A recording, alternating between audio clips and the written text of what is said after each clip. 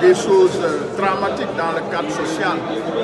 C'est pour véritablement parler de la situation des 44 travailleurs du ministère des Mines qui ont reçu une cessation d'activité, donc il y a de cela 2 mois. Et véritablement, nous estimons que le droit a été bafoué. Parce que quand le ministre Birame Souleye Diop s'adressait à la presse, il a dit que le contrat de ces 44 n'avait pas de visa au niveau de l'instruction du travail, ce qui rend le contrat inéligible. Il a aussi parlé du fonds qui payait ces travailleurs à travers une caisse d'avance qui avait 50 millions en un certain moment, parce que je rappelle que cette caisse c'est depuis 82.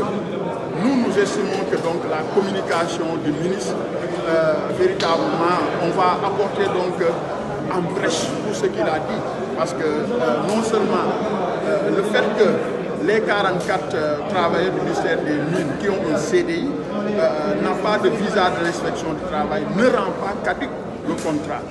L'article 53 du Code du travail stipule que pour qu'un contrat soit arrêté, il y a des préalables.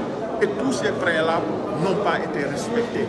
Donc, véritablement, nous estimons que le droit a été bafoué, ce qui est inadmissible et inacceptable. La caisse dont il fait montre, ce n'est même pas une caisse d'avance. Donc c'est un fonds de développement minier de la géologie, qui avait au départ 50 millions. Mais en ce moment, à travers le nouveau décret que le président a signé, ce fonds est passé de 50 millions à 818 millions.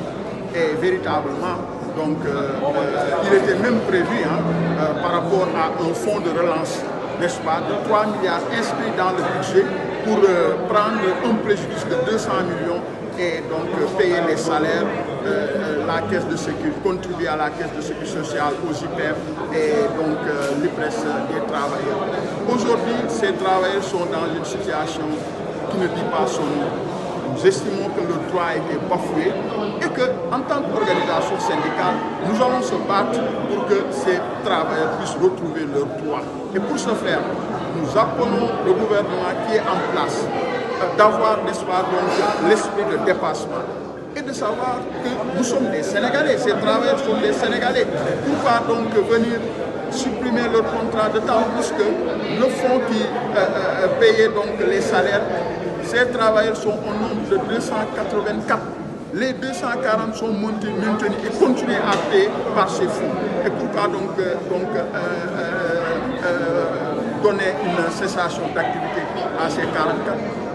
Nous demandons à l'État de revoir véritablement cette situation parce qu'elle est dramatique. L'autre aspect, c'est par rapport au travail de la direction de l'emploi qui avait un retard de 7 mois de salaire. Ça commence à avoir une début de solution et nous demandons à l'État de poursuivre pour payer les 6 mois qui restent parce qu'ils ont été payés seulement